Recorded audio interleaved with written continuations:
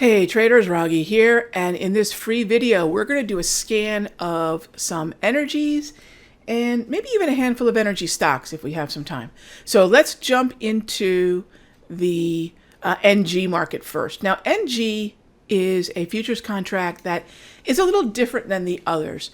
So natural gas, unlike say heating oil or RBOB gas, that need crude oil, natural gas is its own little standalone market. So don't look for natural gas to necessarily do what crude oil is doing unless they're collectively, say geographically, being affected by something like a hurricane, which natural gas actually is not. So a lot of folks have asked me, Rog, what's up with natty gas? And I still think there's some misguided hurricane movement that we're seeing here. This is certainly higher than I thought it would go. I would like to see it. I would have liked to see it stay in this area, but we are coming up into a resistance area. So for those of you thinking, Raghee, are you bullish natty gas? Nope, I am not bullish natty gas in the least.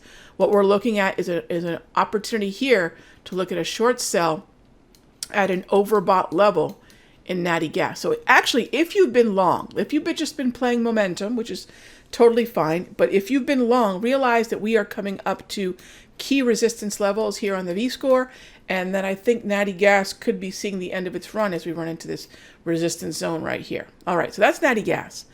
Next up is crude oil. Let's pull up the CL futures contract.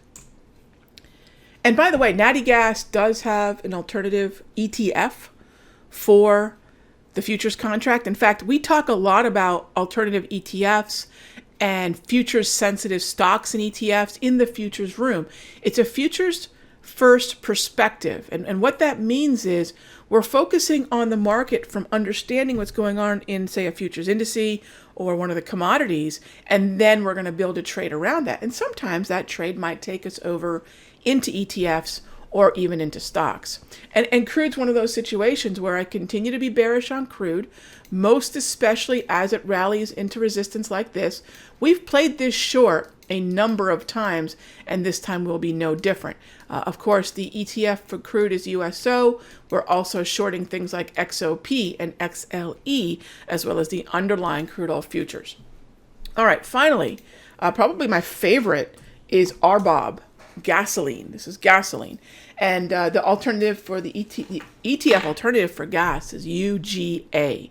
So you can also look at the UGA. And I emphasize this because I don't want people shying away from sort of futures-based trades because they don't want to trade futures. I mean, you could trade UGA. You could also trade the options on UGA or the options on the RB. So there's so many ways to take these ideas and set them up as trades. One of the things we'll talk about in the premium video gang coming up is how we could take advantage of this movement higher in RB, because we do want to short this, and what other markets are moving up as some of these, in this case, natty gas, crude oil, and RB have moved higher today. Where are some of the opportunities as these three are on the move? But that's what's happening right now in the larger energy sector, and I will see you all in the next update.